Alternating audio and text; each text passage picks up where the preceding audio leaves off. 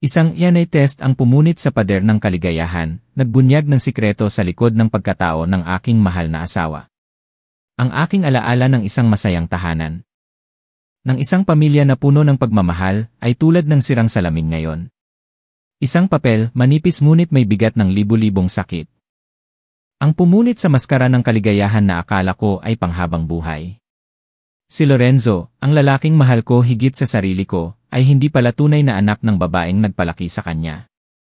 Dumating ang masakit na katotohanan na ito na nagpagulo sa aking mundo. Naalala ko pa ang unang araw na tumapak ako sa bahay sa maaraw na lungsod ng Maynila. Matindi ang sikat ng araw ng tag-init sa Pilipinas, ngunit nanginginig ang puso ko dahil sa hindi maipaliwanag na pagkabalisa. Para akong isang naliligaw na babae sa isang kakaibang mundo.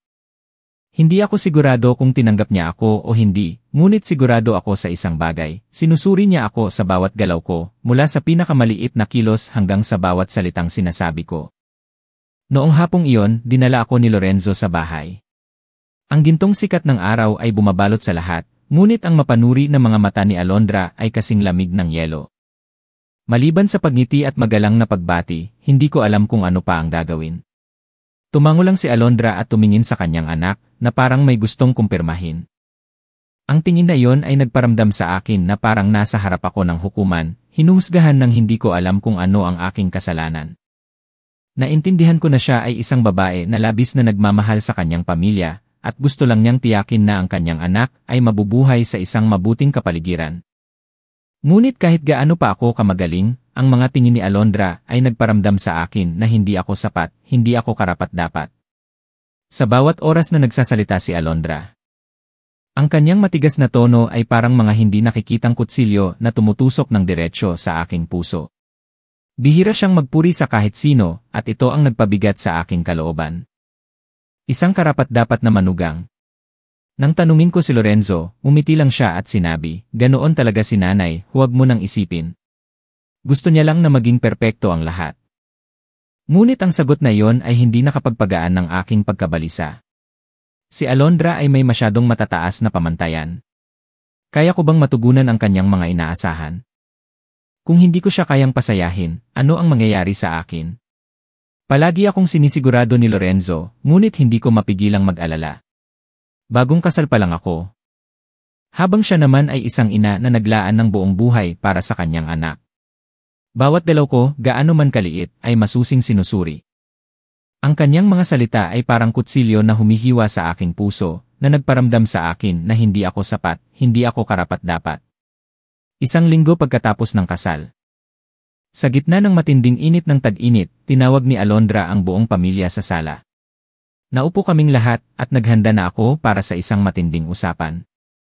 Nagsimula siya sa isang magiliw ngunit puno ng pahiwatig na tanong, "Naramdaman mo ba na iba ang anak ko sa asawa mo?" Ang tanong na iyon ay parang martilyo na tumama sa aking ulo. Natigilan ako. Tumingin lang kay Lorenzo.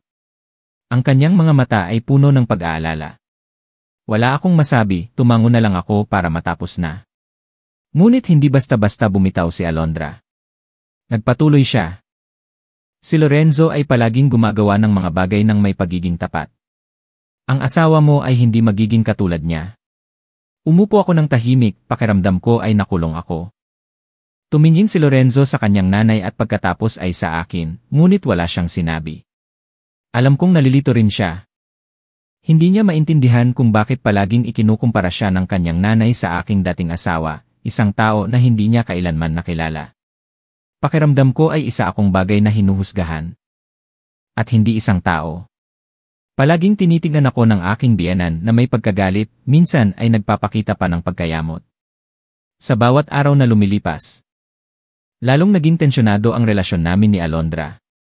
Palagi niyang ikinukumpara si Lorenzo sa aking dating asawa, isang taong sinubukan kong kalimutan. Kahit na naiintindihan ko na gusto niya akong maging perpektong asawa, hindi ko maintindihan kung bakit hindi niya ako pinupuri kahit minsan. Hanggang sa isang araw. Nang hindi sinasadyang narinig ko ang pag-uusap ni Alondra at ng kanyang kapatid, nabigla ako. Hindi katulad ng asawa niya ang anak ko, sabi ni Alondra. Ang kanyang kapatid ay sumagot. Paano kung hindi siya anak ng lalaking iyon?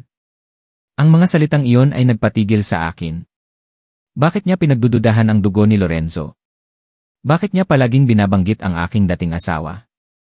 Ang mga tanong na iyon ay umuugong sa aking ulo na hindi ako makapagpakalma. Hindi basta-basta ikukumpara ng biyenan ang kanyang anak sa iba ng walang dahilan. Mula noon, isang buto ng pagdududa ang nagsimulang tumubo sa aking puso. May tinatago ba siyang sikreto? Makakaya ko bang mabuhay ng mapayapa sa pamilya na ito kung palagi akong pinagdududahan at tinitingnan ng may lamig? Ang mga salita niya ay nagpagulo sa aking isipan buong gabi. Hindi ko makalimutan ang kakaibang tingin niya nang magsalita siya tungkol kay Lorenzo. Si Alondra ay isang maingat na babae. Ngunit hindi ko mapigilang mapansin na mayroong isang bagay na mali sa paraan na palagi niyang ikinukumpara si Lorenzo sa aking dating asawa. Hindi ko maintindihan kung bakit niya yon ginagawa. At lalo itong nagpagulo sa akin. Nang sumunod na umaga, nang maghanda si Lorenzo para magtrabaho, nagpa siya akong kausapin siya ng prangka. Ano yon, mahal? Nagmamadali akong pumasok sa trabaho.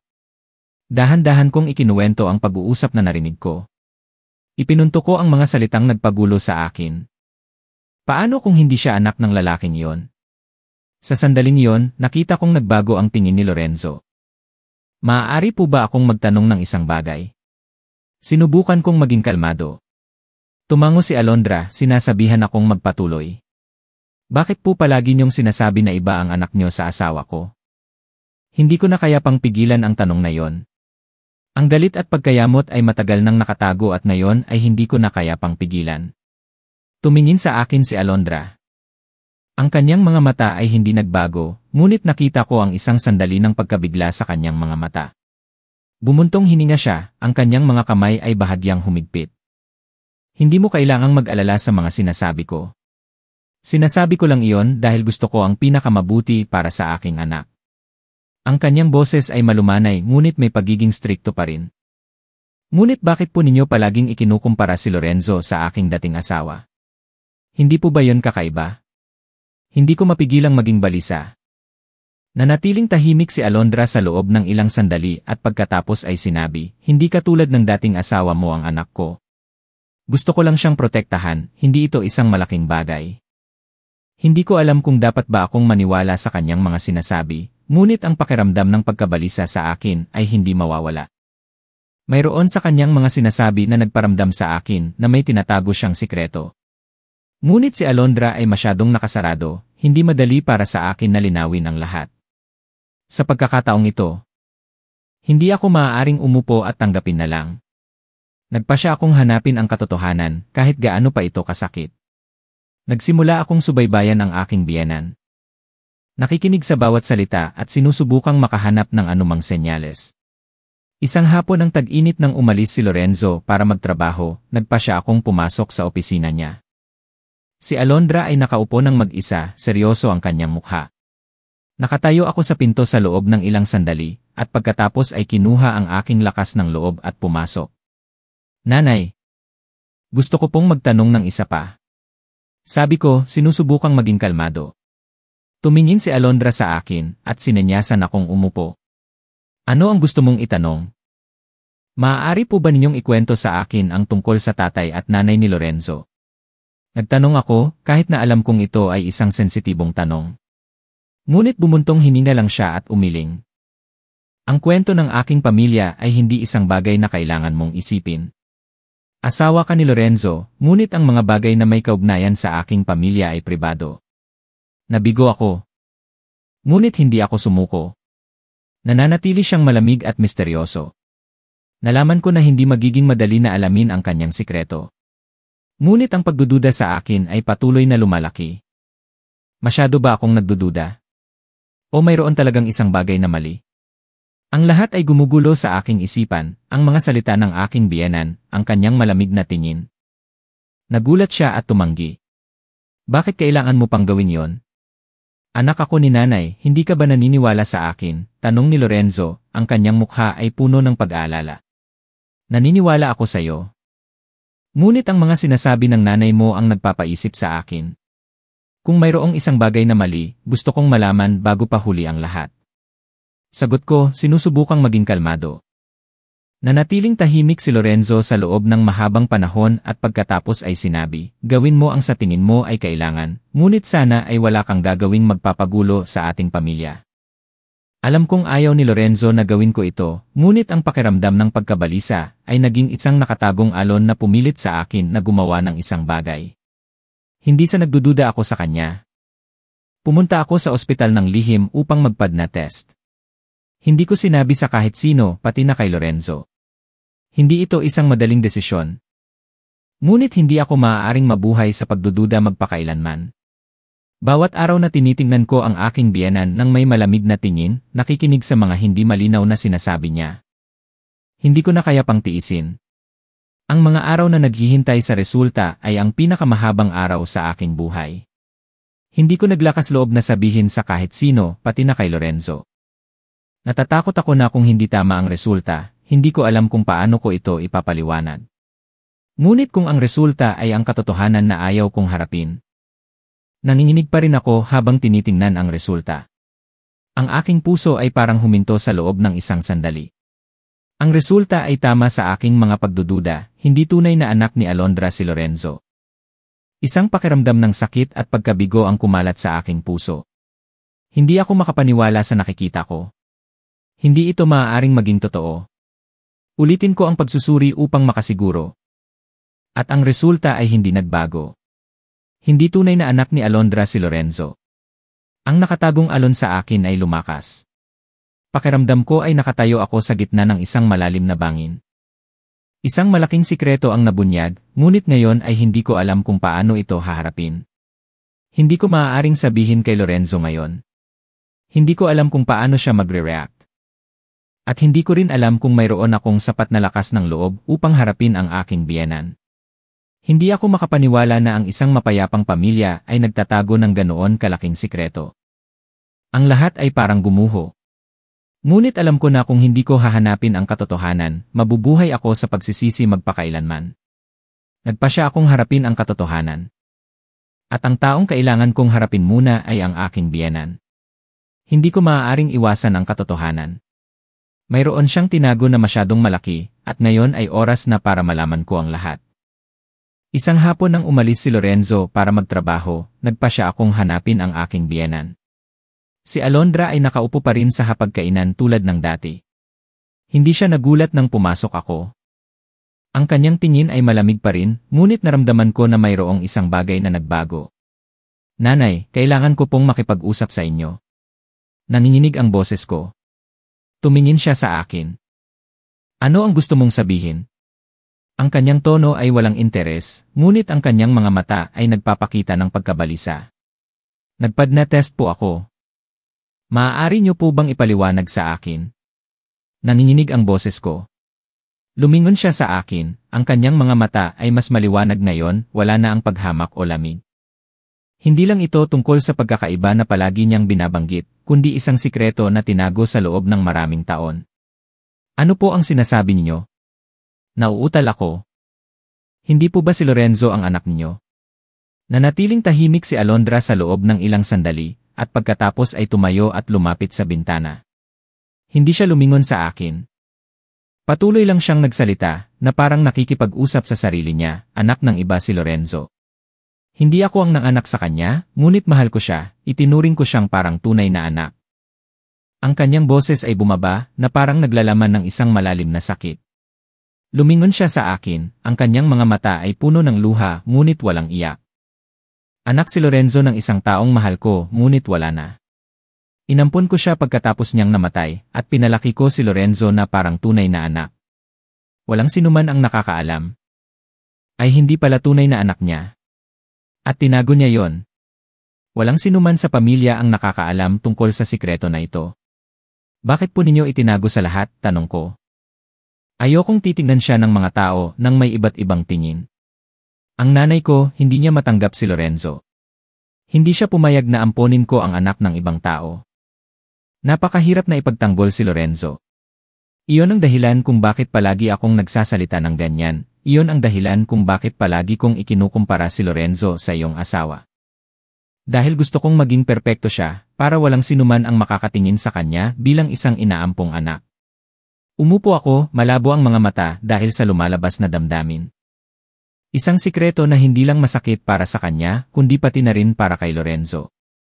Isang bagay na kailangan niyang itago sa loob ng maraming taon, at ngayon ay nabunyag na ang katotohanan. Ngunit ngayon ay nagbago na ang lahat. Alam ko na, at hindi ko mapigilang makaramdam ng sakit para sa aking biyenan at kay Lorenzo. Naintindihan ko kung gaano niya inalay ang kanyang sarili upang palakihin si Lorenzo, upang protektahan siya mula sa pagkagalit ng iba. Ngunit ang kapalit ay ang mabuhay sa isang sikreto. Sa pagkabalisa na balang araw ay mabubunyag ang katotohanan. Naiintindihan ko, sabi ko, nabulunan ang boses ko. Ngunit kailangan niyong malaman na ang katotohanan ay hindi kailanman maitatago magpakailanman. Malalaman din ni Lorenzo at kahit ano paman, kailangan nating harapin ito. Tumingin sa akin si Alondra, ang kanyang mga mata ay puno ng luha. Alam ko, ngunit sapat na ang pagprotekta ko kay Lorenzo. Hindi ko na alam kung ano ang gagawin. Ang buong silid ay tahimik. Ngunit alam ko na pagkatapos ng pag-uusap na ito, hindi na magiging katulad ng dati ang lahat. Ang katotohanan ay nabunyag na at ngayon ay kailangan naming harapin ang mga nangyari. Ang aking biyenan ay ginawa ang lahat dahil sa pagmamahal. Ngunit ngayon, nagbago na ang lahat. Kaya bang maintindihan at tanggapin ni Lorenzo ang katotohanan na ito? Ano ang mangyayari sa aming relasyon? Ang tanong na iyon ay masagot lang sa hinaharap. Ang pakiramdam ko ngayon ay pagkawalang-wala. Nang lumingon ako sa aking biyenan. Ang kanyang mga mata ay puno ng luha. Malinaw kong nararamdaman ang pagod, ang pagkaubos pagkatapos ng isang mahabang digmaan na nilabanan niya ng mag-isa. Hindi ko alam kung ano ang gagawin upang matulungan siyang malampasan ang lahat. Ngunit ang nagpapagulo sa akin ngayon ay si Lorenzo, ang aking asawa. Wala pa rin siyang alam sa katotohanan. At ako ang unang nakakaalam nito. Paano ko siya haharapin? Nanatiling tahimik ang biyenan sa loob ng mahabang panahon na parang sinusubukang ayusin ang kanyang mga iniisip. Ganoon din ako. Hindi ko alam kung ano pa ang sasabihin. Nakaupo kami doon, sa gitna ng katahimikan na sa aking puso ay parang may bagyo na paparating. Naiintindihan ko na hindi lang ito kwento sa pagitan namin ng aking biyenan, kundi tungkol ito sa pamilya, tungkol sa nakaraan ng aking asawa. Nanay. Alam kong napakahirap na harapin ang bagay na ito, nagsimula ako, malumanay ang boses ngunit puno ng determinasyon. Ngunit hindi niyo maaaring itago kay Lorenzo ang bagay na ito magpakailanman. Malalaman din niya at kung hindi, mas lalo ninyo siyang masasaktan ng husto. Minsan ang katotohanan, kahit na mahirap harapin, ay kailangan. Bahagyang bumuntong hininga si Alondra. Ang kanyang mga mata ay puno ng pag-aalala. Hinigpitan niya ang aking kamay na parang nagmamakaawa na intindihin ko ang kanyang sakit. Alam ko. Ngunit paano ko sasabihin sa aking anak na hindi ko siya tunay na anak? Paano ko sasabihin sa kanya na ang lahat ng kanyang pinaniniwalaan? Ang lahat ng kanyang pinaniniwalaan tungkol sa pamilya ay isang kasinungalingan. Naiintindihan ko ang kanyang sakit, ngunit alam ko rin na kung hindi niya haharapin ang katotohanan. Patuloy itong magpapahirap sa kanya at kay Lorenzo. Hindi kami maaaring mabuhay sa anino ng mga sikreto magpakailanman. Dapat malaman ni Lorenzo ang katotohanan, sabi ko. Kailangan niyang malaman ang kanyang nakaraan, kailangan niyang maintindihan kung gaano ninyo siya kamahal. Iyon ang mahalaga. Tumingin sa akin si Alondra.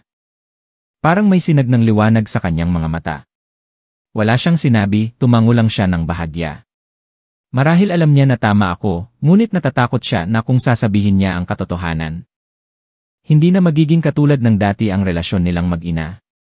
Pagkatapos ng ilang sandali ng katahimikan, nagpasya ako na ako ang magsasabi kay Lorenzo. Hindi na ako maaaring mag-alinlangan pa. Kahit na nalulungkot o nasasaktan siya, ang lahat. Nang bumalik siya sa bahay, inihanda ko na ang aking sarili para sa pag-uusap na ito. Hindi niya alam na sa loob ng ilang oras. Ngunit kailangan mong maintindihan, hindi ka tunay na anak ni nanay. Tumingin sa akin si Lorenzo, malaki ang kanyang mga mata. Ano ang sinasabi mo? Hindi tunay na anak ni nanay. Pero bakit hindi ko yon nalaman dati? Tumango ako, hindi ako nag-alis ng tingin sa kanya. Inampon ka ni nanay nang namatay ang iyong tunay na tatay. Ayaw niyang mabuhay ka sa pagiging hamak bilang inampon kaya tinago niya ang lahat. Ngunit ngayon, hindi na maaaring itago ang katotohanan.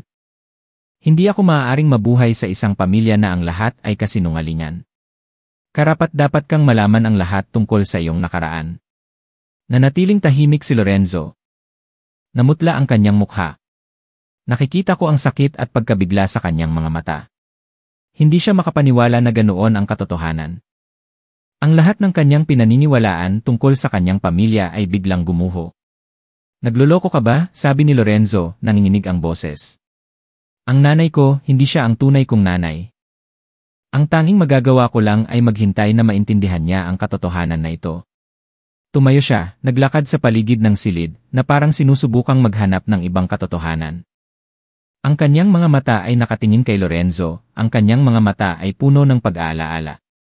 Wala siyang sinabi, tahimik lang siyang nakatayo doon. Parang alam niya na magbabago ng husto ang buhay ng pamilya mula sa sandaling ito. Pumasok siya sa silid, tumingin kay Lorenzo at pagkatapos ay sa akin, walang sinabi. Nakatayo si Lorenzo. Ang kanyang mga kamay ay mahigpit na magkahawak. Yumuko siya, na parang gustong iwasan ang katotohanan, ngunit nasa harap niya na ito. Sa huli, tumingin siya sa akin. Ang kanyang mga mata ay puno ng luha. Mahal mo pa rin ba ako? Kahit na hindi ako anak ng nanay ko, maaari ba tayong magpatuloy na magkasama? Hindi ako makasagot agad. Ang aking puso ay gulong-gulo rin. Ngunit alam ko na kung sapat ang aming pagmamahal, malalampasan namin ang lahat. Malalampasan natin ito ng magkasama, sabi ko, malumanay ang boses.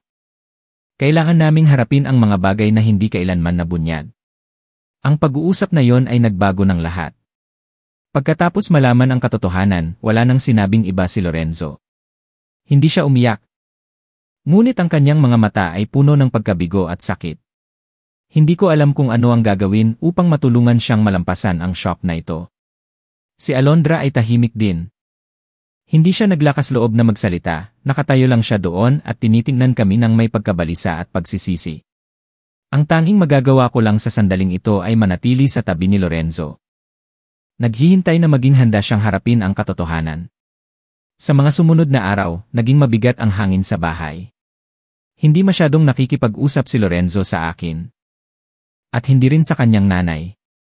Tahimik lang siyang pumapasok sa trabaho at umuwi. Minsan ay nakikita ko siyang nakaupo ng mag-isa sa silid, malayo ang tingin. Na parang sinusubukang harapin ang isang mundo na hindi niya maintindihan ngayon. Si Alondra ay hindi rin gumawa ng anumang hakbang upang magsalita, tahimik lang siyang pinapanood siyang malayo. Alam kong nakakaramdam siya ng pagkakasala, ngunit ngayon ay hindi na niya maaaring baguhin ang nakaraan. Isang linggo ang lumipas, tahimik pa rin si Lorenzo. Ilang beses ko nang gusto siyang kausapin, ngunit hindi ko alam kung saan magsisimula.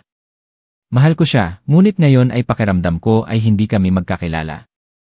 Hindi rin maaaring gawin ni Alondra ang anumang bagay kundi ang bumuntong hininga at sisihin ang sarili. Palagi niyang sinubukan na hindi malaman ni Lorenzo ang katotohanan. Ngunit ngayon ay tahimik lang siyang nakaupo, pinapanood ang kanyang anak na nasasaktan. Tumingin sa akin ang aking biyenan, ang kanyang mga mata ay puno ng panghihinayang. Ngunit hindi rin niya alam kung ano ang gagawin.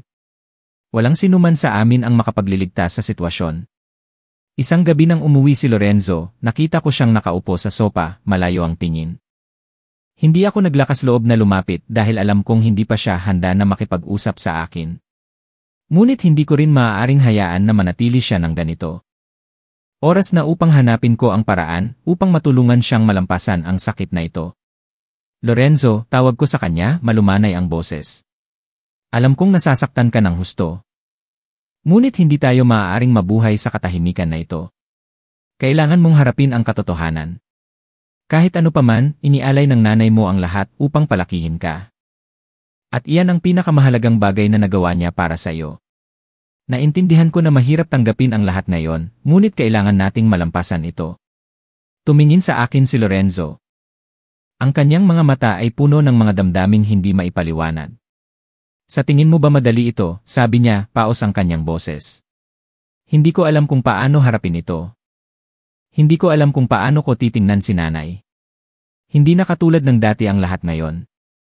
Naiintindihan ko, ngunit naniniwala ako na malalampasan natin ito, sabi ko. Sinusubukang maintindihan niya na ang katotohanan, kahit na masakit, kung haharapin natin ito, magiging mas malakas tayo. Lorenzo. At pagkatapos ay tumayo at lumapit sa bintana. Tumingin siya sa labas, ang kanyang mga balikat ay bahagyang nanginginig.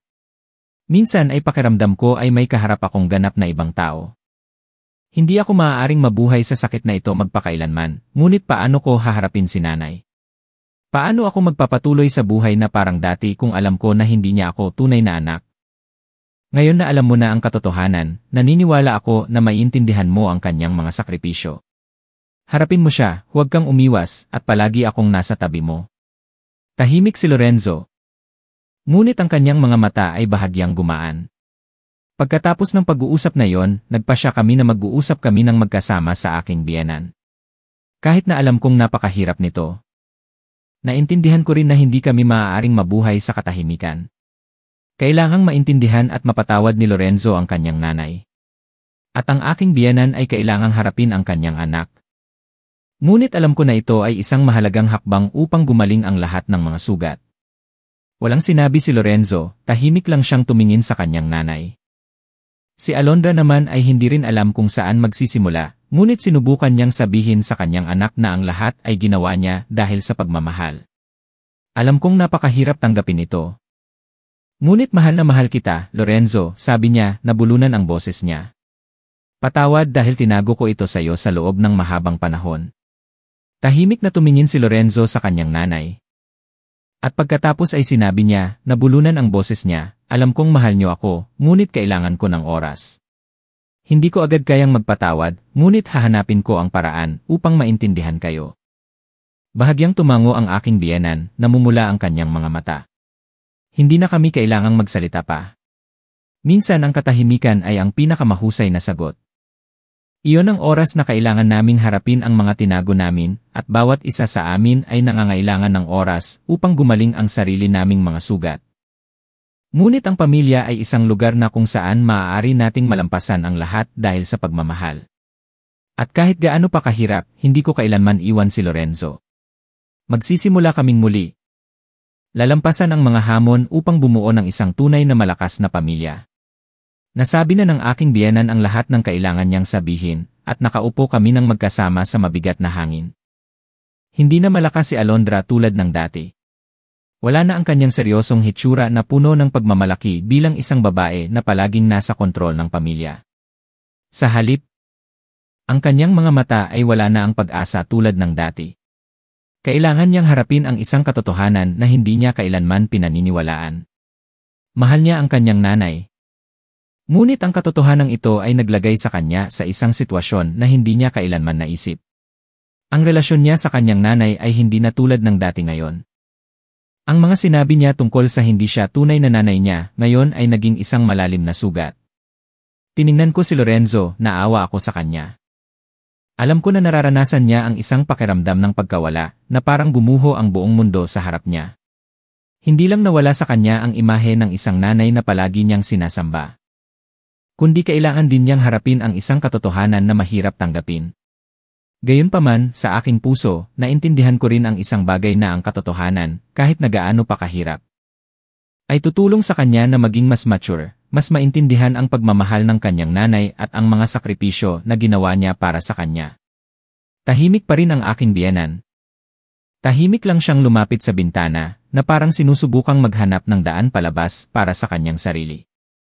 Hindi ko kayang magpatawad ngayon, sabi ni Lorenzo, paos ang kanyang boses. Hindi ko agad kayang tanggapin ang bagay na ito. Hindi ko kayang harapin si nanay sa paraan na gusto niya. Masyado niyo akong tinago sa loob ng mahabang panahon. Sa sandaling iyon, naramdaman ko ang isang malalim na kalungkutan sa boses ni Lorenzo. Hindi siya galit sa kanyang nanay, ngunit nasasaktan siya dahil sa loob ng maraming taon, minahal niya siya. Pinaniwalaan siya nang hindi niya alam na may tinago siyang mahalagang katotohanan. Tumayo ang aking biyenan, lumapit kay Lorenzo. Wala siyang sinabi. Hindi mo kailangang magpatawad agad, sabi ni Alondra, malumanay ang boses niya. Alam kong kailangan mo ng oras, ngunit gusto ko lang malaman mo na ginawa ko ang lahat para sa'yo. Mahal kita na parang tunay na anak ko. Lumingon si Lorenzo sa kanyang nanay, ang kanyang mga mata ay hindi pa rin maitago ang sakit. Bakit hindi niyo po sinabi sa akin ng mas maaga, tanong niya. Nabulunan ang boses niya. Kung mahal niyo po ako, bakit niyo po ako tinago sa loob ng mahabang panahon? Tahimik lang ang biyenan. Tinago niya ang katotohanan ito sa loob ng mahabang panahon. Kaya lang niya siyang tiningnan at inamin na ginawa niya ang lahat dahil sa pagmamahal. Ngunit ngayon, ang pagmamahal na iyon ay nagdudulot ng walang hanggang sakit. Hindi ko na kayang panatilihing makita ang eksenang ito. Alam ko na ang aking biyenan at si Lorenzo ay nangangailangan ng oras upang harapin ang katotohanan. Pareho silang nararanasan ang mga damdaming hindi maipaliwanag. Ngunit naintindihan ko rin na kung hindi nila malalampasan ito, mabubuhay sila sa sakit magpakailanman. Lorenzo, alam kong nasasaktan ka ng husto, ngunit naniniwala ako na kahit gaano pa kahirap, malalampasan mo at ng nanay mo ito. Minahal ka ng nanay mo at pinalaki ka. Hindi natin maaaring baguhin ang nakaraan, ngunit maaari nating baguhin ang hinaharap. Bigyan mo siya ng pagkakataon na patunayan ang kanyang pagmamahal para sa iyo. Walang sinabi si Lorenzo. Sa halip ay pagtanggap. Kahit na hindi pa niya lubos na napatawad, ngunit sa huli ay nagsimula na siyang maintindihan ang kanyang nanay. Tumingin sa kanya ang aking biyenan. Ang kanyang mga mata ay puno ng pag-asa.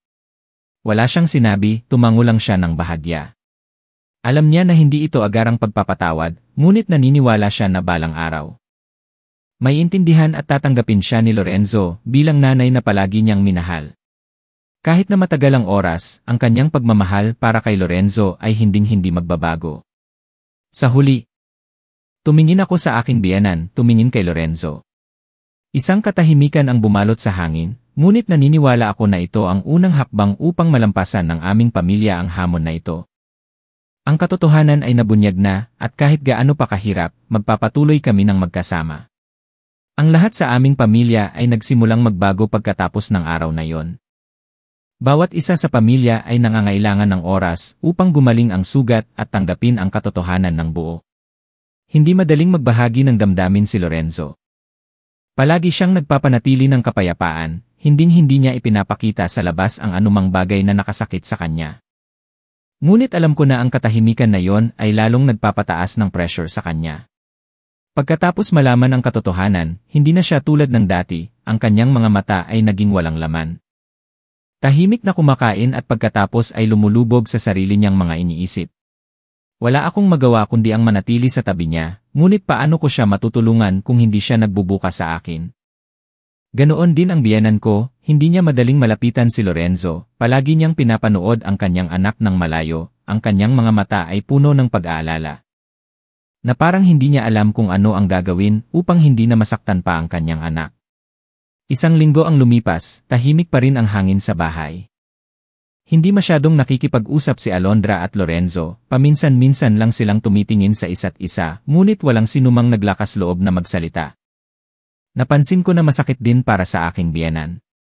Kahit na tinago niya ito o hindi, ngunit sa bawat oras na tinitingnan niya si Lorenzo, nararamdaman ko ang pagsisisi at pag-aalaala sa kanyang mga mata. Hindi ko na kayang tiisin pa ang eksenang ito. Alam ko na nangangailangan ng oras si Lorenzo. Ngunit naintindihan ko rin na hindi palaging nalulunasan ng oras ang lahat ng sugat. Kung hindi namin haharapin ang isa't isa at malalampasan ang hamon na ito ng magkasama, ang lahat ay mananatiling ganoon. Sa araw na yon, nagpasya akong hindi na maghihintay pa. Ako ang unang hahanap ng paraan upang buksan ang aking sarili kay Lorenzo at ibalik ang relasyon sa pagitan niya at ng kanyang nanay. Alam kong kailangan kong harapin ang mga napakahirap na damdamin. Nagpasya akong hindi ko na siya hahayaang umiwas. Lumapit ako sa kanya at inilagay ang aking kamay sa kanyang balikat. Mahina kong sinabi, Lorenzo, alam kong nasasaktan ka ng husto. Ngunit gusto kong sabihin sa iyo na mahal ka ni nanay at inialay niya ang lahat upang palakihin ka. Hindi tayo maaaring mabuhay sa katahimikan na ito. Gusto ka rin ng nanay mo na kausapin. At gusto kong magkasama nating ayusin ang lahat. Lumingon sa akin si Lorenzo, ang kanyang mga mata ay pagod na parang wala na siyang lakas na lumaban. Ano ang magagawa mo? Ang lahat ay nagbago ng masyadong mabilis. Naiintindihan ko ang nararamdaman ni Lorenzo. Hindi lang niya nawala ang imahe ng isang nanay na minahal niya sa loob ng maraming taon. Ngunit gusto kong maintindihan mo na minahal ka ng nanay mo sa loob ng maraming taon. Ayaw niyang may itago sa iyo. At ngayon, kahit gaano pa kahirap, naniniwala ako na malalampasan natin ito. Walang sinuman sa atin ang makakapagbago sa nakaraan, ngunit maaari nating baguhin ang hinaharap. Nanatiling tahimik si Lorenzo sa loob ng ilang sandali, na parang nag-isip sa mga sinabi ko. Bumuntong hininga siya at lumingon sa kanyang nanay. Ang kanyang mga mata, kahit na mayroon pa ring kaunting pagdududa, ay bahagyang gumaan. Tiningnan niya ang kanyang nanay sa loob ng mahabang katahimikan. Nakatayo ang aking biyenan mula sa malayo at tinitingnan ang kanyang anak, ngunit hindi siya naglakas loob na lumapit. Parehong tahimik ang mag-ina, nakaharap sa isa't isa. Pagkatapos ng ilang sandali ng katahimikan, sa huli ay nagsalita si Lorenzo, "Nanay, alam kong mahal niyo ako. Ngunit bakit hindi niyo po ito sinabi sa akin ng mas maaga? Bakit niyo po ako tinago sa loob ng mahabang panahon?" Yumuko ang biyenan, malungkot ang kanyang mga mata. "Patawad dahil matagal ko itong itinago sa'yo." Walang sinabing iba si Lorenzo. Hindi niya alam kung ano ang gagawin. Ang tanging nararamdaman niya ngayon ay sakit at pagkabigo. Ngunit marahil kahit nagaano pa kahirap, nagsisimula na kami sa isang mahalagang hakbang upang harapin ang katotohanan. Alam ko na kung mapapatawad ni Lorenzo ang kanyang nanay. Tumingin si Lorenzo sa kanyang nanay at dahan-dahan siyang lumapit. Nakatayo siya sa harap niya, tahimik na tumingin sa mga matatandang mata ng kanyang biyenan. Ang mga matang iyon ay alam kong naglalaman ng isang langit ng pagmamahal at pagsisisi. Tiningnan siya ni Lorenzo sa loob ng mahabang panahon at dahan-dahang nagsalita, "Naiintindihan ko. Alam kong ginawa ninyo ang lahat para sa akin, ngunit kailangan ko ng oras upang tanggapin ang katotohanan na ito." Bahagyang tumango ang biyenan, nabulunan ang boses niya, "Naiintindihan ko." Nagsimula na kaming harapin ito. Hindi agad maibabalik ang relasyon ni Lorenzo at ng kanyang biyenan, ngunit sa huli ay nagsisimula na silang maintindihan ang isa't isa. Ang aming kwento ay hindi pa tapos, ngunit naniniwala ako na kung may pagmamahal at pagtitiyaga, lahat ng bagay ay gagaling. At kahit gaano pa katagal, lalampasan namin ni Lorenzo ang lahat ng hamon. Kahit na nabunyag na ang katotohanan at hinarap namin ito, ngunit walang maaaring bumalik sa dati. Ang relasyon sa pagitan ni Lorenzo at ng aking biyenan ay hindi agad maibabalik. Isang hindi nakikitang pader ang naitayo sa pagitan nila, at kahit na gustong magkaroon ng pagbabago, hindi pa rin kami nakakahanap ng paraan upang harapin at tanggapin ang isa't isa sa sitwasyong ito. Ang pakiramdam ko ngayon ay parang isang tulay na hindi kayang tawirin sa pagitan ng mga taong nakatayo sa magkabilang panig ng pagmamahal at pagkakamali. Hindi pa rin nakaka-move on si Lorenzo pagkatapos ng malaking shock. Hindi na siya ang lalaking minahal ko. Naging kakaiba siya. Ang kanyang mga mata ay wala na ang liwanag ng pagmamahal tulad ng dati. Naiintindihan ko na nangangailangan siya ng oras, ngunit sa bawat oras na iniisip ko ito, pakiramdam ko ay masyado naming hinayaan na tumagal ang katahimikan. Ang aking biyenan, si Alondra, ay parang nabubuhay sa isang hiwalay na mundo, kung saan ang pagsisisi at pag-aalinlangan ang sumasakop sa bawat galaw niya. Hindi na siya ang malakas na nanay na nakita ko. Sa halip ay isang babae na puno ng pagkabalisa at pagkabigo sa kanyang sarili. Palagi niyang tinitingnan si Lorenzo na may pag-asa, ngunit hindi siya naglakas loob na magsalita. Takot na sa bawat salita niya ay masasaktan niya muli ang kanyang anak. Sa paglipas ng mga araw, malinaw kong nakikita na ang katahimikan ang pumapatay sa relasyon na ito. Pumapasok pa rin si Lorenzo sa trabaho araw-araw, hindi nagbabahagi ng anumang bagay sa akin. Hindi na rin kami kumakain ng magkasama. Alam ko na nag-aaway siya sa kanyang sarili. Ngunit hindi ko alam kung paano ko siya matutulungan na malampasan ang sakit na ito. Ganoon din ang biyenan ko. Palagi niyang sinisisi ang sarili at ang lahat ay parang walang solusyon. Isang hapon nang umuwi ng huli si Lorenzo, nagpasya akong gumawa ng isang bagay na matagal ko nang iniisip. Hindi ko maaaring hayaan na manatiling tahimik ang aking pamilya ng ganito. Hindi ko maaaring hayaan na patuloy na mabuhay si Lorenzo at ang aking biyenan sa anino ng sakit nang walang sinumang handang tumulong sa kanila. Nagpasya akong kausapin ang aking biyenan, umaasa na magbubukas siya at magbabahagi ng kanyang damdamin. Nang pumasok ako sa sala, nakaupo siya ng mag-isa, malungkot ang kanyang mga mata. Dahan-dahan akong umupo sa tabi niya, hindi nagmamadali na magsalita. Hindi siya tumingin sa akin agad, ngunit nararamdaman ko ang kanyang sakit. Alam kong ayaw mong saktan si Lorenzo. Nagsimula ako, malumanay ang boses. Ngunit kailangan mo ring malaman na ang katahimikan na ito ay hindi nakakatulong sa sinuman. Ginawa mo ang lahat dahil sa pagmamahal sa iyong anak. At naniniwala ako na maiintindihan ka ni Lorenzo, mapapatawad ka, ngunit hindi siya maaaring manatiling masakit ng ganito. Lumingon sa akin ang biyenan. Nabulunan ang boses niya. Matagal ko siyang tinago, hindi ko na alam kung paano ko siya haharapin. Hindi ninyo tinraidor si Lorenzo, matatag kong sinabi. Gusto mo lang siyang protektahan. Minsan ang katotohanan, kahit na masakit, ay ang kailangan upang mas maintindihan ng mga tao ang isa't isa. Hindi ka iiwan ni Lorenzo, kailangan mong maniwala sa kanyang pagmamahal para sa iyo. Tumingin sa akin ang biyenan, ang kanyang mga mata ay parang naghahanap ng pag-aliw. Sa tingin mo ba ay mapapatawad ako ni Lorenzo? Tanong niya, puno ng takot ang boses niya. Naniniwala ako na kaya niya. Sagot ko. Kahit na sa aking puso ay hindi ako sigurado, ngunit alam ko na kung hindi kami magsisimula sa kahit saan, mananatili kami sa nakaraan. Ngunit sa huli ay nakita ko na nagsisimula na siyang magbukas. Umaasa ako na ito ay magiging isang maliit, ngunit mahalagang hakbang sa proseso ng pagpapagaling ng relasyon. Nang umuwi si Lorenzo noong gabing iyon, handa na akong makipag-usap sa kanya. Alam kong hindi ito madali, ngunit naintindihan ko rin na kung hindi namin haharapin ang katotohanan, hindi kami makakapagpatuloy. Umupo ako sa tabi niya, dahan-dahan kong hinawakan ang kanyang kamay at nagsimula na akong magsalita. Lorenzo, alam kong nasasaktan ka ng husto. Ngunit gusto kong maintindihan mo na mahal ka ni nanay, at inialay niya ang lahat upang palakihin ka. Huwag mong hayaan na magpatuloy ang katahimikan na ito. Bigyan mo siya ng pagkakataon na ipaliwanag, upang mapatunayan niya ang kanyang pagmamahal sa iyo. Tiningnan ako ni Lorenzo sa loob ng ilang sandali at pagkatapos ay bumuntong hininga. Hindi ko alam kung mapapatawad ko siya, ngunit susubukan ko at bigyan ko siya ng pagkakataon na ipaliwanag. Ang kanyang mga salitang iyon ay parang isang sinag ng liwanag sa dilim. Kahit na hindi niya agad kayang magpatawad, ngunit sa huli ay nagbubukas na siya. Nang sumunod na araw, nakita ko si Lorenzo at ang aking biyenan na magkasamang nakaupo.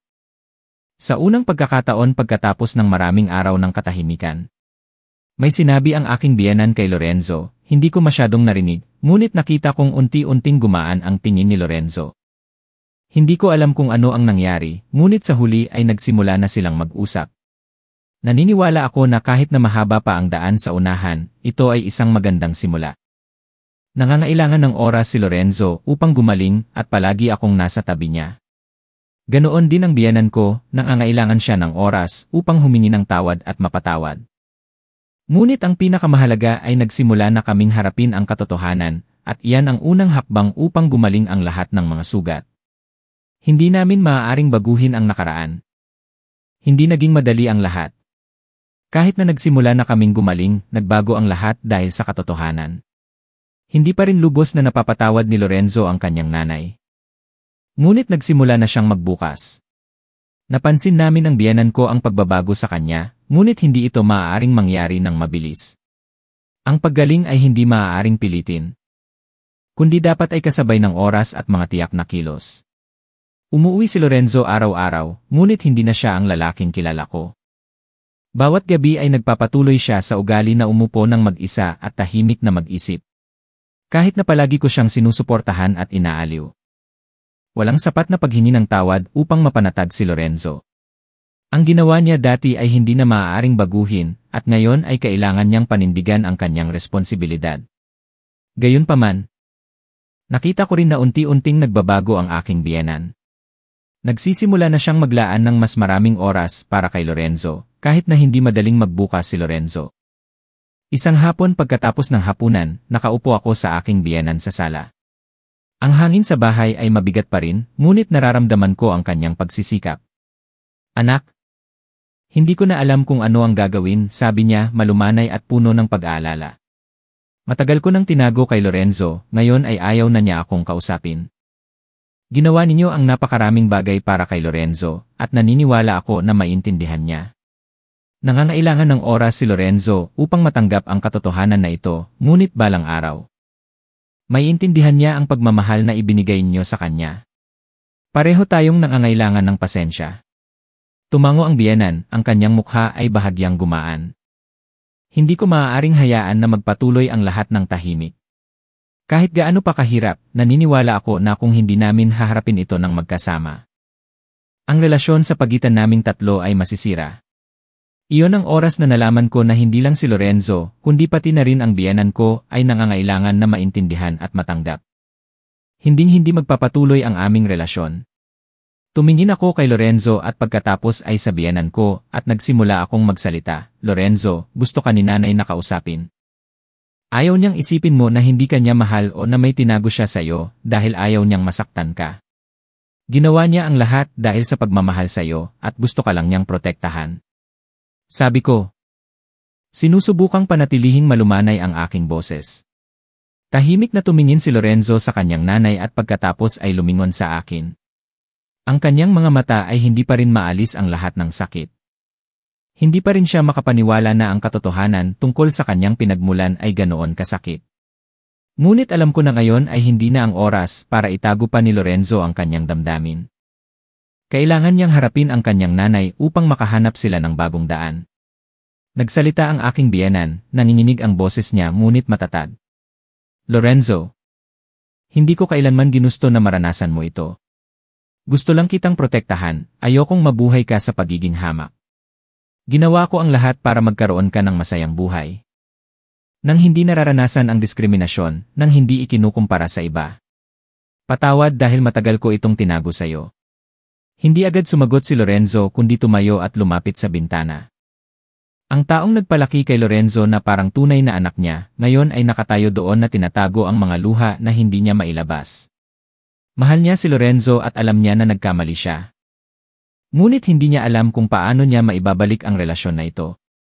Lumingon si Lorenzo, ang kanyang tingin ay bahagyang gumaan. Hindi ko alam kung paano ko tatanggapin ang lahat ng sinasabi niyo. Na parang matagal na niyang hinihintay ang mga salitang ito. Hindi mo kailangang magpatawad agad. Kailangan ko lang na maintindihan mo ako. Ngunit sa huli ay nagsimula na siyang magbukas. Alam kong ito ay isang malaking hakbang sa aming paglalakbay. Walang sinuman ang makakapagbago sa nakaraan. Ngunit maaari kaming magsimula ulit mula sa pinakamaliit na hakbang. Tumingin sa akin ang biyenan ko, ang kanyang mga mata ay puno ng pasasalamat. Salamat dahil tinulungan mo kaming mag-ina na harapin ang katotohanan. Walang anuman, nanay. Pamilya tayo. Sagot ko. Ang aking puso ay mas gumaan. Sa mga sumunod na araw, unti-unting bumalik sa normal ang relasyon ni Lorenzo at ng kanyang biyenan. Kahit na hindi ito agad-agad, nangangailangan pa rin sila ng oras upang maintindihan at tanggapin ang katotohanan. Ngunit sa huli ay nagsimula na kami. Naniniwala ako na ang pagmamahal at pagtitiyaga ang tutulong sa amin na malampasan ang lahat. At kahit gaano pa kahirap ang buhay, magpapatuloy kami ng magkasama, isang maliit na hakbang bawat araw. Ang mga sumunod na buwan ay puno pa rin ng hamon para sa amin. Patuloy din na nagsisikap ang biyenan ko upang ipakita ang kanyang pagmamahal. Nakatayo ako sa gitna nila, nararamdaman ko ang kahirapan ng dalawa. Sa isang banda ay ang anak na lalaki na nasaktan ng husto, sa isang banda ay ang nanay na puno ng pagsisisi. Wala akong magawa kundi ang maging matyaga at umasa. Kahit na alam kong hindi palaging nagdadala ng agarang resulta ang pagkukusa, ngunit kung walang gagawin, ang lahat ay mananatili sa dilim. Sa bawat oras na tinitingnan ko si Lorenzo, ang aking puso ay nasasaktan. Hindi pa rin siya makawala sa pakiramdam ng pagkabigo at sakit. Hindi niya sinasabi, ngunit ang kanyang mga mata ay nagsasabi ng lahat.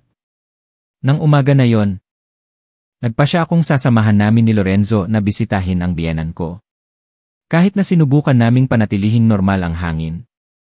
Ngunit napansin ko na kailangang malaman ng biyenan ko na hindi madaling iwan ni Lorenzo ang pagmamahal. Kailangan lang ng oras at kaunting pagsisikap. Unti-unting gagaling ang pagmamahal sa pagitan nila. Ngunit kailangan itong may pagbabahagi mula sa magkabilang panig. Tahimik na umupo si Lorenzo sa upuan. Ang kanyang mga mata ay may bahid pa rin ng kalungkutan. Umupo ako sa tabi niya, inilagay ang aking kamay sa kanyang kamay at dahan-dahang sinabi, Lorenzo, hindi ka maaaring mabuhay sa sakit na ito. Ginawa ng nanay mo ang lahat para sa iyo, at naniniwala ako na hindi ka niya kailanman hahayaang masaktan. Gusto kong maglaan ka ng kaunting oras upang isipin ang mga ginawa ni nanay. Marami siyang sakripisyo upang protektahan ka. Walang sinabi si Lorenzo, tahimik lang siyang tumingin sa akin. Hindi siya galit, ngunit masyadong malaki ang sakit sa kanyang puso. Ngunit naniniwala ako na tutulong ang oras upang gumaling ka. Minahal ka ng nanay mo ng buong puso. Kahit na matagal niya itong tinago sa'yo, ginawa niya lang iyon dahil sa pagmamahal sa'yo. Hindi siya tumingin sa akin, ngunit tahimik lang siyang lumabas. Alam ko na nangangailangan siya ng pribadong espasyo upang mag-isip at hindi ko siya pinigilan. Minsan kailangan ng isang tao na harapin ng mag-isa ang kanyang mga iniisip at damdamin. Ang biyenan ko, si Alondra, ay nasa bahay pa rin. Nakaupo at naghihintay sa kanyang anak na lalaki na bumalik. Hindi niya alam na hindi pa rin handa si Lorenzo na magpatawad. Tumingin ako sa kanyang mga mata ay pag-aalala. Nanay, alam kong nag-aalala kayo, ngunit kailangan natin ng oras. Hindi agad magpapatawad si Lorenzo, ngunit kailangan niya ng pagtitiyaga mula sa inyo. Hayaan niyo siyang magkaroon ng espasyo upang maramdaman at pag-isipan ang lahat. Kailangan niyo ring ipakita ang inyong pagmamahal. Hayaan lang na dumaloy ang lahat ng natural. Marami na kayong nagawa na tama. Maiintindihan ka ni Lorenzo kapag handa na siya. Inaliw ko siya. Tumango si Alondra at muli siyang umiya. Hindi na niya kailangang magsalita pa. Alam ko na dinadala niya ang sakit ng kanyang sarili, ngunit sa huli ay nagsimula na siyang maintindihan na kung gusto niyang gumaling ang lahat. Kailangan niyang harapin ang kanyang anak hindi sa pamamagitan ng mga baluktot na paghingi ng tawad, kundi sa pamamagitan ng pagmamahal at pagtitiyaga. Nakaupo kami doon ng tahimik. Pagkatapos ng ilang sandali, bumalik si Lorenzo, ang kanyang tingin ay bahagyang nagbago. Pumasok siya sa sala, kung saan nakaupo ang aking biyenan at tumingin sa kanya. Tumayo ang aking biyenan. At sa unang pagkakataon pagkatapos ng maraming araw ng katahimikan, lumapit siya sa kanyang anak. Lorenzo, patawad dahil tinago ko ito sa'yo. Ginawa ko ang lahat dahil sa pagmamahal sa'yo. At gusto kong maintindihan mo iyon. Hindi agad sumagot si Lorenzo. Tiningnan niya siya at pagkatapos ay lumingon sa akin, ang kanyang tingin ay bahagyang gumaan. Hindi ko agad kayang magpatawad. Ngunit susubukan ko. Sabi niya, mas malumanay ang boses niya. Bibigyan ko kayo ng pagkakataon, alam niyo ba yon? Bahagyang tumango ang aking biyenan. Isang mahinang ngiti ang sumilay sa kanyang mga labi. Hindi na kami kailangang magsalita pa, dahil ang pinakamahalagang bagay ay naunawaan na. Ang pagmamahal na ibinigay niya kay Lorenzo. Ang pagmamahal na ibinigay ni Lorenzo sa kanyang nanay. Iyan ang isang bagay na hindi maaaring masira ng kahit ano. Pagkatapos ay magkasama kaming umupo. Isang mas mapayapang hangin kaysa dati ang kumalat sa buong bahay. Hindi pa gumaling ang mga sugat, ngunit sa huli ay nalampasan namin ang unang hakbang. Ang buong pamilya ay hindi agad maibabalik. Ngunit naniniwala ako na ang pagmamahal ang magiging pandikit na magpapatatag sa amin. Nagsisimula pa lang ang aming paglalakbay upang gumaling. Ngunit alam ko na kahit gaano pa kahirap, malalampasan namin ito. Magkasama naming ibabalik ang relasyon na ito araw-araw, upang sa huli ay magpagaling ang lahat ng mga sugat at mamuhay ng masaya. Lumipas ang oras. At unti-unting gumaling ang mga sugat sa aming pamilya. Kahit na hindi ito kasing bilis ng inaasahan ko, hindi pa rin lubos na matanggap ni Lorenzo ang katotohanan tungkol sa kanyang nakaraan. Ngunit sa huli ay kaya na niyang harapin ang aking biyenan ng mas kalmado. Ang tingin sa pagitan nila ay hindi na puno ng sakit kundi may kaunting pagiging malumanay. Kahit na hindi pa ito lubos na pagpapatawad, unti-unting nawawala ang distansya. Patuloy din na nagsisikap ang biyenan ko upang pagalingin ang sugat sa puso ni Lorenzo. Sa bawat oras na inaanyayahan niya si Lorenzo na umupo sa hapagkainan, ang kanyang mga mata ay wala na ang takot tulad ng dati. Sa halip, iyon ay ang tingin ng isang tapat na nanay na umaasa na mararamdaman ng kanyang anak ang pagmamahal. Tiningnan ko ang biyenan ko, malinaw kong naramdaman ang pagbabago sa kanya. Hindi na siya ang matigas na babae na nasa kontrol tulad ng dati. Naging mas malumanay siya, may kaunting pagiging malumanay sa kanyang mga salita at kilos. Naintindihan ko na hindi niya pinagsisisihan ang pagmamahal para kay Lorenzo, napagod lang siya sa pagtatago ng katotohanan. Ngunit kahit gaano pa siya kapagod, palagi siyang umaasa na isang araw ay mapapatawad siya ni Lorenzo. Kahit na hindi pa lubos na nagpapatawad si Lorenzo, nagsisimula na siyang magbago. Huminto na siya sa pag-iwas sa kanyang nanay. Kahit na minsan ay may mga sandali na nagmumuni-muni siya ng mag-isa. Sa mga gabi na nakikita ko siyang nakaupo sa dilim, malayo ang tingin, alam ko na nakikipaglaban siya sa kanyang sarili. Naging mas mature siya, naintindihan niya ang pagmamahal ng kanyang nanay. Ngunit nangangailangan pa rin siya ng oras upang punan ang mga walang laman na puwang sa kanyang puso. At iyan ang naintindihan ko. Hindi ko siya maaaring pilitin na magpatawad agad. Ang tanging magagawa ko lang ay ang manatili sa tabi niya. Maging isang matatag na suporta para hindi siya makaramdam ng pag-iisa sa paglalakbay na ito.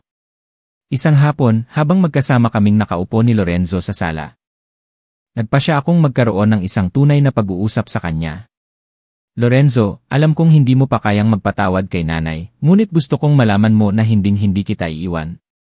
Malumanay kong sinabi. Maaaring hindi mo siya mapatawad ngayon, ngunit umaasa ako na maintindihan mo na ang pagmamahal lang ang isang bagay na makakatulong sa atin na malampasan ang lahat. Tumingin sa akin si Lorenzo nang may kaunting pagkabigla.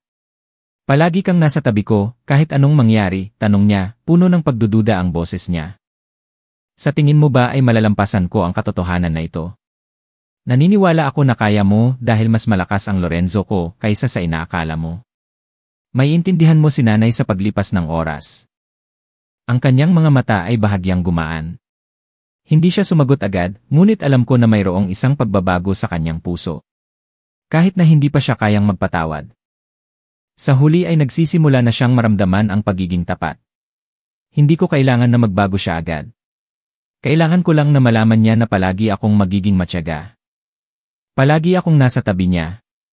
Nang sumunod na araw, nakita ko si Lorenzo na nakaupo kasama ang kanyang nanay sa kusina, mahina siyang nakikipag-usap sa kanya. Tumingin si Alondra kay Lorenzo na may tingin na puno ng pag-asa. Hindi ko alam kung ano ang sinabi nila sa isa't isa, ngunit nakita ko ang isang pagbabago sa mga mata ni Lorenzo. Hindi na siya tumitingin sa kanyang nanay na may galit o pagkabigo, sa halip ay isang tingin na mas malumanay. Kahit na hindi niya sinasabi. Ngunit alam ko na unti-unti niyang tinatanggap na nagawa ng kanyang nanay ang mga pagkakamali dahil sa pagmamahal sa kanya. Tumingin sa akin ang biyenan ko. Ang kanyang mga mata ay puno ng pasasalamat. Ngumiti siya ng mahina na parang gusto niyang sabihin na nakakita siya ng isang sinag ng pag-asa. Nagsisimula nang maintindihan ang anak ko. Kahit na nangangailangan pa rin ng oras si Lorenzo, naniniwala ako na maintindihan niya ang kanyang nanay, mapapatawad niya siya balang araw. Hindi agad magbabago ang lahat. Hindi masyadong nagsalita si Lorenzo, ngunit napansin ko na nagsimula na siyang kumain ng normal. Iyon ang unang bagay na nakita ko na kahit na hindi pa agad na ibabalik ang relasyon niya sa kanyang nanay, papalapit na kami doon. Nakaupo ako sa tabi ni Lorenzo, tinitingnan siya at mumiti. Bawat sandali na ito, naintindihan ko na ang pagmamahal at pagtitiyaga ang susi upang gumaling ang lahat ng mga sugat. At kahit gaano pa katagal, hindi kami susuko. Magpapatuloy kami ng magkasama. Hindi lang bilang isang pamilya, kundi bilang mga taong palaging nagmamahal at nag-uunawaan. Nakatayo si Lorenzo sa harap ng kanyang nanay, ang kanyang mga mata ay puno ng komplikasyon. Ay nakatingin pa rin kay Lorenzo na may nagmamakaawa na tingin, na parang isang bata na naghihintay ng pagpapatawad mula sa kanyang tatay. Ngunit kakaiba ang sitwasyon na ito. Pareho sina Lorenzo at ang biyenan ko ay nagsisikap ng husto upang harapin ang katotohanan. At ito ay isang mahalagang hakbang sa paglalakbay upang ibalik ang relasyon. Umupo si Lorenzo. Ang kanyang mukha ay puno ng pag-iisip. Ang biyenan ko ay nakaupo sa tapat niya ngunit hindi siya naglakas loob na magsalita. Sa huli pagkatapos ng mahabang katahimikan. Bumuntong hininga si Lorenzo at dahan-dahang nagsalita, "Nanay, hindi ko agad kayang kalimutan ang katotohanan na ito. Pakiramdam ko ay niloko ako sa loob ng maraming taon. Ngunit naintindihan ko rin na ginawa ninyo ang lahat para sa akin." Tumingin sa kanya ang biyenan ko, nagsimulang dumaloy ang luha. "Hindi ko kayo tinago dahil gusto kong saktan kayo. Mahal kita na parang tunay na anak ko. Nagkamali ako, ngunit gusto ko lang kayong protektahan. Ayokong mabuhay kayo sa pagiging hamak, ayokong maramdaman nyo na iba kayo. Patawad. At gagawin ko ang lahat para hindi ka makaramdam ng ganyan." Tumingin si Lorenzo sa kanyang nanay, ang kanyang mga mata ay wala na ang galit tulad ng dati. Hindi siya sumagot agad. Tahimik lang siyang nakaupo doon. Sa huli ay tumingin siya sa kanyang nanay, bumaba ang boses niya. Naiintindihan ko na mahal niyo ako. Ngunit kailangan ko ng oras upang maintindihan kung bakit niyo ito tinago sa akin sa loob ng mahabang panahon. Hindi niyo ako binigyan ng pagkakataon na malaman ang katotohanan sa ganitong paraan. Bumuntong hininga ang biyenan, wala siyang sinabi pa. Alam niya na walang salita na makakapagpagaan sa sakit na nararanasan ni Lorenzo. Ang relasyon niya kay Lorenzo ay hindi na maaaring bumalik sa dati. Ngunit sa huli ay nakapagsorry siya at ngayon ay naghihintay lang siya ng pagpapatawad. Tahimik na umupo si Lorenzo sa loob ng mahabang panahon, ang kanyang mga mata ay nakatingin pa rin sa biyenan ko. Nakatayo ako mula sa malayo at ayokong manggulo. Ngunit sa aking puso ay nakaramdam ako ng kaunting daan. Kahit na ang daan sa unahan ay puno pa rin ng hamon, sa huli ay nagsimula na silang harapin ang katotohanan. Tumayo ang biyenan ko. Ngunit gusto ko lang na hindi ka masaktan. Gagawin ko ang lahat upang maibawi ito sa'yo. Hindi agad sumagot si Lorenzo, tumingin lang siya sa kanya ng malalim. Sa huli ay dahan-dahan siyang bumuntong hininga at tumayo. Hindi ko agad kayang magpatawad, nanay, ngunit susubukan ko na matanggap ang lahat. Kailangan niyo pong maging matyaga sa akin. Ngumiti ang biyenan ko, isang malumanay at nakakaantig na ngiti. Alam niya na hindi ito agad-agad, ngunit sa huli ay nakuha niya ang mga salita mula sa kanyang anak. Nakatayo ako doon at pinapanood silang dalawa, mas gumaan ang aking puso. Ang mga luha, ang mga sakit ay naibahagi na, at ngayon ay kaya na naming tingnan ang isa't isa ng may pag-unawa.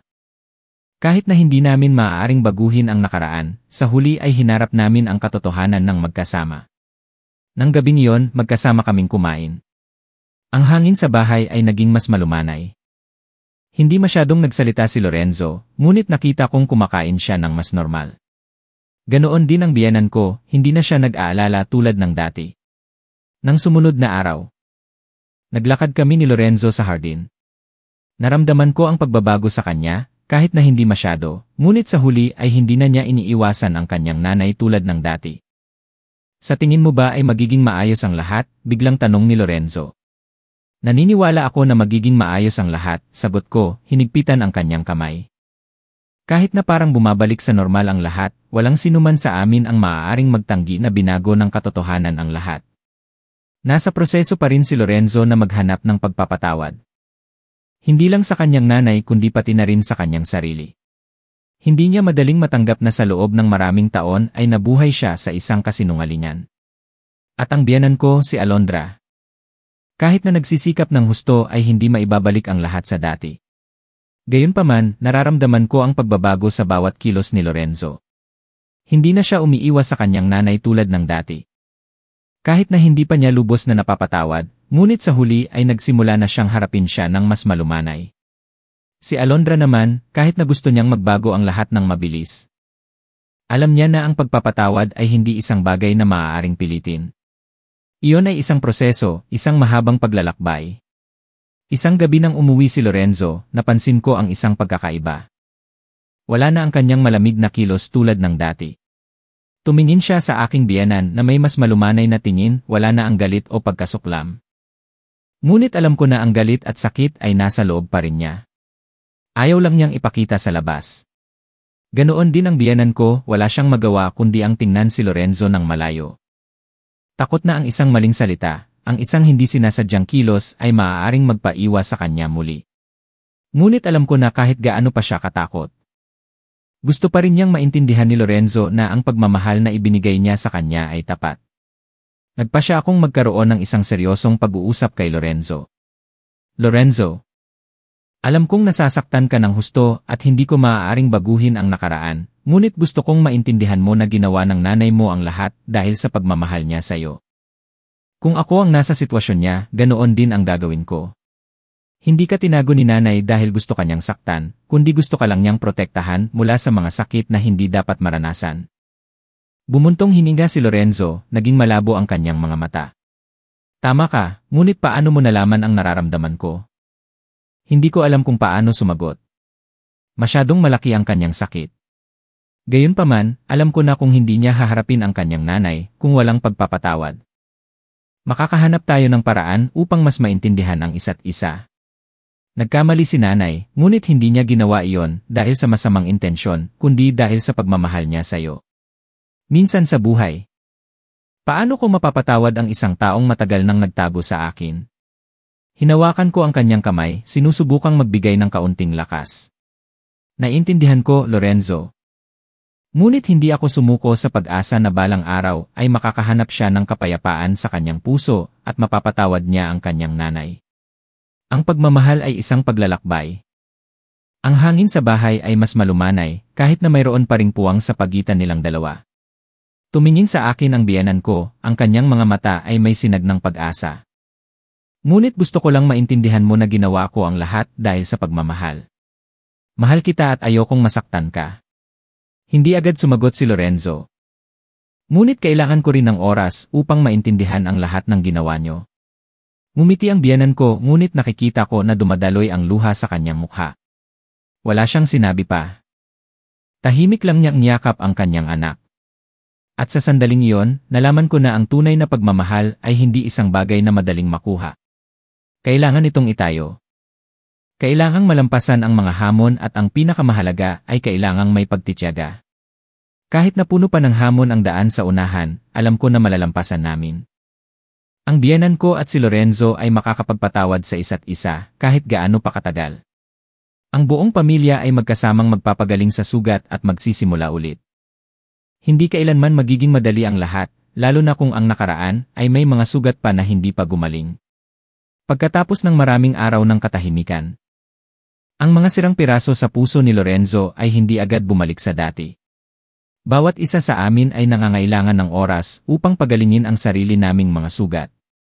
Ang biyenan ko, si Alondra, ay nagsikap ng husto upang patunayan ang kanyang pagmamahal at sakripisyo. Ngunit kahit na ano pa ang gawin niya, nabunyag na ang katotohanan at walang sinuman ang makakapagtanggi na binago nito ang relasyon nila. Kahit na mahal pa rin ni Lorenzo ang kanyang nanay, nasasaktan pa rin siya ng husto. Makakahanap kami ng paraan upang malampasan ito. Naniniwala ako na ang pagmamahal ang magiging nagpapasyang sali. Gayunpaman, sa aking puso ay nag-aalala rin ako na ang ilang sugat ay masyadong malalim na minsan ay hindi kayang pagalingin ng oras. Isang umaga ng Sabado, nakatayo ako sa kusina at naghahanda ng almusal. Napansin ko na ang hangin sa bahay ngayon ay mas mapayapa. Hindi na sila masyadong malayo sa isa't isa tulad ng dati. Hindi pa rin sila bumabalik sa dati. Ngunit sa huli ay wala na ang mga malamig na tingin o mahabang katahimikan. Ang bawat pagkain ay isang maliit na pagtitipon, isang pagkakataon para magbahagi sila ng kanilang mga damdamin. Ang kanyang mga mata ay seryoso pa rin, ngunit wala na ang galit o pagiging malayo tulad ng dati. Hindi siya masyadong nagsasalita, ngunit nakita kong nagsisimula na siyang maging mas bukas. Wala na ang mga hindi nakikitang puwang sa pagitan niya at ng kanyang nanay. Ganoon din ang biyenan ko, hindi na siya nag-aalala tulad ng dati. Ang kanyang mga mata ay gumaan sa bawat oras na tinitingnan niya si Lorenzo. Hindi na niya kailangang magsalita pa dahil alam ko na ang pagmamahal na ibinigay niya sa kanya ay makikita sa kanyang mga kilos araw-araw. Ang mga pagkain. Ang mga simpleng pagtatanong ay ang koneksyon na sinusubukan niyang ibalik. Isang araw nang naglalakad kami ni Lorenzo sa hardin, bigla siyang nagsalita, "Sa tingin mo ba ay magiging maayos ang lahat?" Ang kanyang boses ay malalim, parang may pag-aalala, ngunit may kaunting pag-asa. Naniniwala ako na magiging maayos ang lahat, sagot ko, hinigpitan ang kanyang kamay. Kahit gaano pa katagal. Tiningnan ako ni Lorenzo sa loob ng ilang sandali, gumaan ang kanyang tingin. Pagod ako, sinubukan kong maintindihan, ngunit sa bawat oras nakaharap ko si nanay. Nakakaramdam ako ng isang malaking sakit. Si nanay ang taong mahal ko, ngunit siya rin ang taong nagtago sa akin ng isang napakalaking katotohanan. Hindi ko alam kung ano ang gagawin. Huminto ako. Lumingon sa kanya, malumanay kong sinabi, "Lorenzo, alam kong nasasaktan ka ng husto, ngunit naniniwala ako na hindi ginawa ni nanay ang bagay na ito upang saktan ka. Ginawa niya ang lahat dahil sa pagmamahal sa'yo. Lahat tayo ay tao at minsan ay nagkakamali tayo. Ngunit ang mahalaga ay hindi natin maaaring hayaan na patayin ng katahimikan ang relasyon na ito. Nangangailangan ng oras si nanay upang itama ang kanyang pagkakamali at kailangan mo rin ng oras upang tanggapin ang lahat. Tiningnan ako ni Lorenzo. Ang kanyang tingin ay bahagyang gumaan, ngunit mayroon pa ring kaunting pag-aalinlangan. Sa tingin mo ba ay talagang magbabago ang lahat? Naniniwala ako na magbabago ang lahat, sagot ko. Tumingin sa akin ang biyenan ko, ang kanyang mga mata ay nagliwanag nang makita niya ako at si Lorenzo na bumalik. Kahit na wala pa siyang sinasabi, ngunit nararamdaman ko ang pagbabago sa kanya. Hindi na siya tensyonado, hindi na siya nag-aalala tulad ng dati. Nakaupo lang siya doon at tinitingnan si Lorenzo. Alam ko na naghihintay siya ng isang senyales mula sa kanya. Isang pagpapatawad kahit na hindi pa buo, ngunit ito ay isang malaking hakbang. Umupo si Lorenzo sa tabi niya at nakita kong pareho silang tahimik na parang nag-uunawaan ng walang salita. Pagkatapos ng ilang sandali, malumanay na nagsalita ang biyenan ko, Lorenzo, alam kong nagkamali ako, matagal kitang tinago. Gusto ko lang na maging masaya ka, ayokong masaktan ka. Mahal na mahal kita. Hindi agad sumagot si Lorenzo, ngunit nakita kong gumaan ang kanyang tingin. Pagkatapos ng ilang sandali, dahan-dahan siyang sumagot, alam kong mahal niyo ako, nanay. Kailangan ko ng oras, ngunit susubukan kong maintindihan kayo. Ngumiti ang biyenan ko, isang malumanay, nakakaantig na ngiti. Iyon ay ang ngiti ng isang nanay na alam na kahit na hindi siya palaging perpekto, ngunit sa huli ay gumawa siya ng tama sa pamamagitan ng pagmamahal sa kanyang anak. Nakatayo ako doon at pinapanood silang dalawa, pakiramdam ko ay mas gumaan ang lahat. Ang mga luha, ang mga sakit ay naibahagi na. At ngayon ay kaya na naming tingnan ang isa't isa ng may pag-unawa. Kahit na hindi namin maaaring baguhin ang nakaraan, sa huli ay hinarap namin ang katotohanan ng magkasama. Nang gabing iyon, magkasama kaming kumain. Ang hangin sa bahay ay naging mas malumanay. Hindi masyadong nagsalita si Lorenzo, ngunit nakita kong kumakain siya ng mas normal. Ngunit sa huli ay hindi na niya iniiwasan ang kanyang nanay tulad ng dati. Sa tingin mo ba ay magiging maayos ang lahat? Biglang tanong ni Lorenzo. Naniniwala ako na magiging maayos ang lahat. Sagot ko, hinigpitan ang kanyang kamay. Nalampasan na natin ang unang hakbang at naniniwala ako na sa paglipas ng oras ay mapapatawad si nanay. Ang pinakamahalaga ay magkasama nating pagagalingin ang sugat. Tumingin sa akin si Lorenzo, ang kanyang mga mata ay wala na ang pagod tulad ng dati. Palagi ka bang nasa tabi ko? Palagi akong narito at palagi akong magiging suporta para sa'yo. Ngumiti ako bilang sagot sa kanya. Kahit na mahaba pa ang daan sa unahan, alam ko na hindi kami susuko. Ang relasyon ni Lorenzo at ng kanyang biyenan ay hindi pa lubos na gumaling, ngunit naniniwala ako na tutulong ang oras upang mas maging malapit sila sa isa't isa. Kung mayroong pagmamahal, pagtitiyaga at pag-unawa, malalampasan namin ang lahat. Kahit na parang bumabalik sa normal ang lahat, walang sinuman sa amin ang maaaring magtanggi na binago ng katotohanan ang lahat. Nasa proseso pa rin si Lorenzo na maghanap ng pagpapatawad, hindi lang sa kanyang nanay kundi pati na rin sa kanyang sarili. Kahit na hindi pa niya lubos na napapatawad, ngunit sa huli ay nagsimula na siyang harapin siya ng mas malumanay. Si Alondra naman, kahit na gusto niyang magbago ang lahat ng mabilis. Alam niya na ang pagpapatawad ay hindi isang bagay na maaaring pilitin. Iyon ay isang proseso, isang mahabang paglalakbay. Isang gabi nang umuwi si Lorenzo, napansin ko ang isang pagkakaiba. Wala na ang kanyang malamig na kilos tulad ng dati. Tumingin siya sa aking biyenan na may mas malumanay na tingin, wala na ang galit o pagkasuklam. Ngunit alam ko na ang galit at sakit ay nasa loob pa rin niya. Ayaw lang niyang ipakita sa labas. Ganoon din ang biyenan ko, wala siyang magawa kundi ang tingnan si Lorenzo ng malayo. Gusto pa rin niyang maintindihan ni Lorenzo na ang pagmamahal na ibinigay niya sa kanya ay tapat. Nagpa siya akong magkaroon ng isang seryosong pag-uusap kay Lorenzo. Lorenzo, alam kong nasasaktan ka ng husto at hindi ko maaaring baguhin ang nakaraan, ngunit gusto kong maintindihan mo na ginawa ng nanay mo ang lahat dahil sa pagmamahal niya sa'yo. Nabuhay ako sa katotohanan na yon sa loob ng maraming taon at ngayon ay tinago sa akin ni nanay ang isang kakilakilabot na katotohanan, paano ako hindi makakaramdam na tinraidor. Tahimik lang ako. Hindi ko alam kung paano sumagot. Masyadong malaki ang kanyang sakit. Gayunpaman, alam ko na kung hindi niya haharapin ang kanyang nanay, kung walang pagpapatawad. Hindi magagaling ang pagmamahal sa pamilya na ito. Lorenzo, hindi ko maaaring baguhin ang nakaraan, ngunit naniniwala ako na kung magkasama tayong magsisimula ulit. Ang pagkakamali ay hindi maiiwasan. Ang mahalaga ay may lakas ng loob ba tayong harapin ito o wala. Malumanay kong sinabi. Hindi agad sumagot si Lorenzo. Tiningnan niya ako sa loob ng mahabang sandali at pagkatapos ay bumuntong hininga. Hindi ko alam, mahal.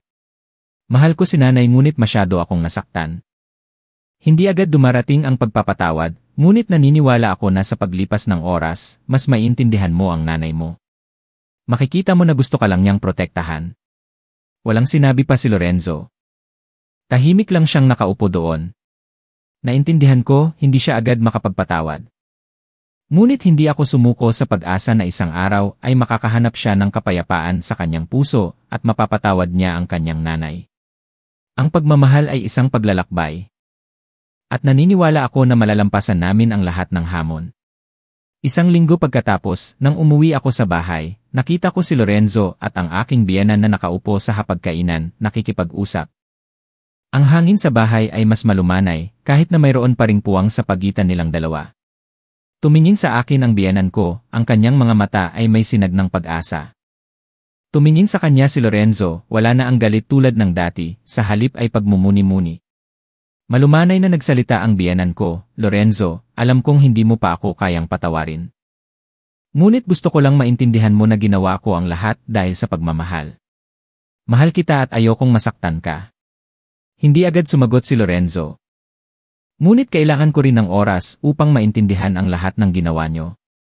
Ngumiti ang biyenan ko ngunit nakikita ko na dumadaloy ang luha sa kanyang mukha. Wala siyang sinabi pa.